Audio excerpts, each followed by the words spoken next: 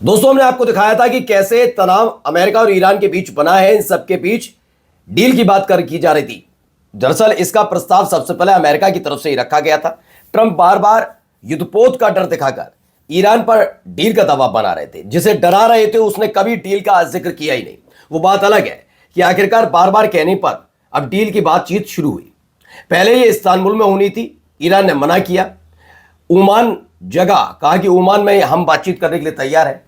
America ये बात समझ ही नहीं पाया कि आखिरकार ईरान इस्तांबुल की जगह ओमान में क्यों इस डील पर बातचीत करना चाहता है। आज उससे जुड़ी बड़ी खबर दिखाने जा रहा हूं। दरअसल ईरान ने सभी मुस्लिम देशों को एकजुट करना या गोलबंदी करना शुरू कर दिया है, क्योंकि मसला आज ओमान का नहीं, एक और मुस्लिम देश में अपने प्रतिनिधि मंडल को भेजा। तो वही दूसरी तरफ आपके अपने चैनल की खबर पर मोहर लगी। हमने कहा था आपसे कि दंगा भड़का के ईरान को कमजोर करने के बाद उस पर हमला करना था, और इस बात का खुलासा किसी और ने नहीं, अमेरिका के अधिकारी ने किया।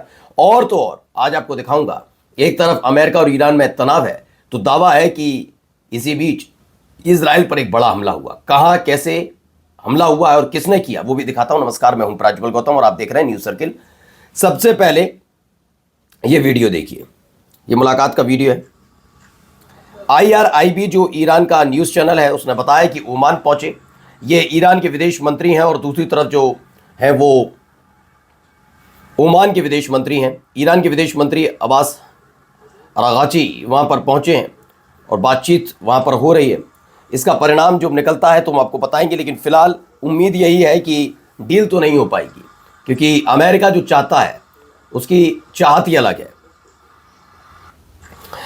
दरअसल इस डील के ना होने के पीछे की कहानी मैं आपको बताऊंगा, लेकिन उससे पहले देखिए, हरेज है, उसने दावा किया कि Mid East sources to Haaretz US drop demand for Iran talk to cover ballistic missile proxies.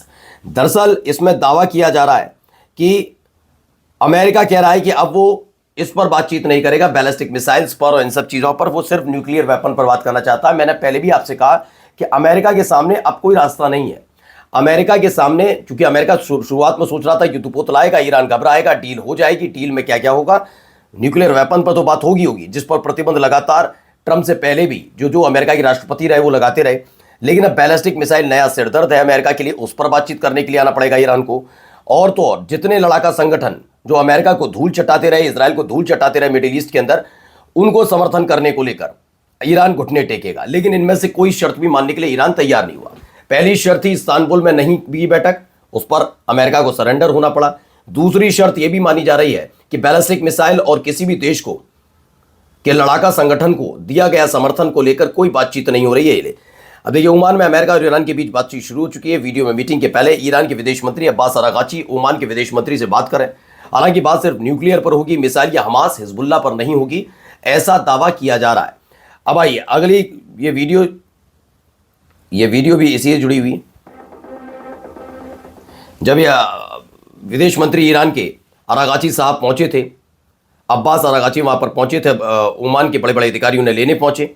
ये बातचीत सकारात्मक तौर पर होगी, इसकी जो उम्मीद है वो 5% भी नहीं है, क्योंकि अमेरिका पर भरोसा नहीं। अमेरिका की एक आदत रही है, वो बातचीत की टेबल पर लाता है, फिर प्रोपेगेंडा वॉर शुरू करता है।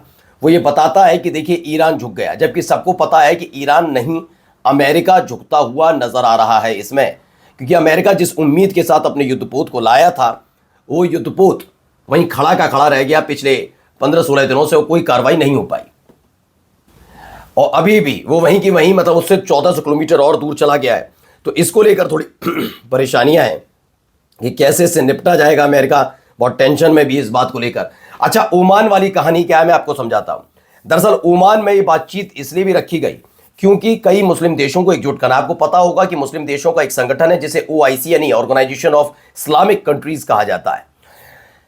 अब इनका क्या है, इसमें सभी मुस्लिम देश शामिल हैं, लेकिन कभी इनकी एकजुटता देखने को नहीं मिलती। किसी एक मुद्दे पर ये एकजुट होकर खड़े होते हुए नजर नहीं आते। ज्यादातर एक दूसरे का विरोध करते हैं, एक दूसरे के प्रति व्यवहार इनका क्या है सबको पता है। गजा में जब हो रहा था तब रियाद सम्मेलन हो रहा था, नाच गाना हो रहा था। ईरान वाले मामले पर सऊदी अरब बहुत सतर्क रहता है। अब ईरान ने एक खेल शुरू किया है सभी मिडिल ईस्ट के देशों को एक साथ लाने का। इसके लिए देखिए, एक तरफ ओमान के विदेश मंत्री और तमाम प्रतिनिधि मंडल से मुलाकात की जा रही है ईरान के विदेश मंत्री की तरफ से। अमेरिका के प्रतिनिधिमंडल से मुलाकात हुई, लेकिन फिलहाल ये। दूसरा क्या है, brigadier general Amir Nasirzadeh, minister of defence और support of the armed forces of the Islamic Republic of Iran, ये कहां पहुंच गए? बाकू। बाकू अजरबैजान की राजधानी है। अजरबैजान भी बेहद महत्वपूर्ण देशों में से एक माना जाता है।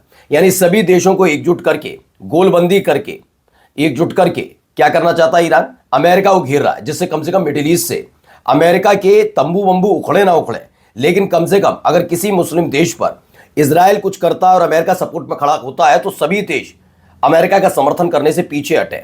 कम से कम इस पर राजी करने के लिए ईरान तैयार हो रहा है।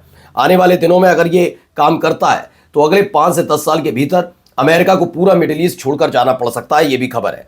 देखिए, हमने आपको बताया था कि अमेरिका का एजेंडा था कि ईरान में पहले दंगे भड़काए जाए और उसके बाद वहां पर हमला किया जाए। उसका खुलासा कोई और नहीं कर रहा, बल्कि वहां के अधिकारी कर रहे हैं। क्या कह रहे हैं जरा सुनिए, पहले क्या कहते हुए नजर आ रहे हैं।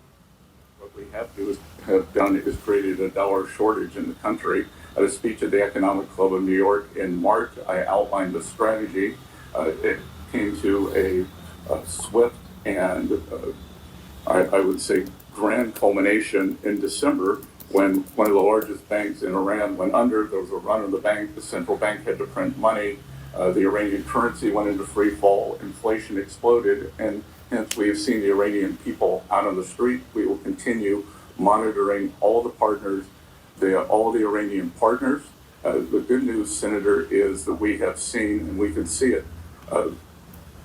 तो इसमें दावा है कि ईरान मास्केर को लेकर अमेरिकी ट्रेजरी सेक्रेटरी स्कॉट बेसेंट कह रहे हैं, हमने ईरान में डॉलर की भारी कमी पैदा की, बैंक ढह गए, मुद्रा बुरी तरह गिरी, महंगाई विस्फोटक स्तर पर पहुंची और ईरानी जनता सड़कों पर उतर आई है। बयान से साफ है कि आर्थिक दबाव को रणनीतिक हथियार की तरह इस्तेमाल किया गया।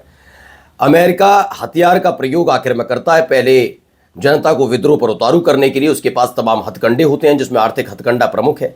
इसके साथ ही उस देश में अगर एनजीओ अमेरिकी फंड से चल रहे हो, कुछ अमेरिकी और यूरोप से सम्मानित एक्टिविस्ट हों तो आग में घी डालने का जिम्मा संभालते ये काम किया जाता है। यानी कि पहले दंगा भड़काना था, दंगा भड़काने के नाम पर जब कमजोर हो जाएगा ईरान, क्योंकि वो अंदर खाने लड़ता रहेगा, उस पर हमला कर दिया जाएगा, और जब उस पर हमला होगा तो ईरान से द्वेष रखने वाले कई मुस्लिम देश भी फिर अमेरिका के समर्थन में खड़े हो जाएंगे। पूरा प्रोग्राम, ये प्लान भी था। प्लान ए तो पहले ये था कि पहले यही था कि दंगा भड़क रहा है, वहां पर हमला कर दो। जब तक देखा कि दंगा शांत हो गया तो उन्हें लगा ईरान का कोई पड़ोसी देश साथ देगा, उन्होंने साथ नहीं दिया तो फिर से दंगा भड़काने की कोशिश की जा रही थी।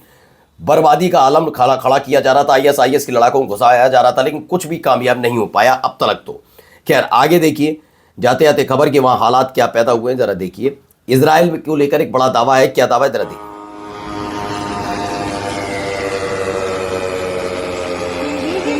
дрон летит.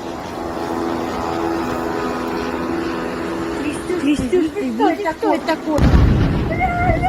तो ये दावा है कि रेजा जैनब का कि नई तस्वीर निकलकर सामने आई है। समुद्री इलाके से अचानक से एक उड़ता हुआ ड्रोन आता है। ये यमन का ड्रोन है जो तेल अवीव के इलाके में बड़ा हमला करता है।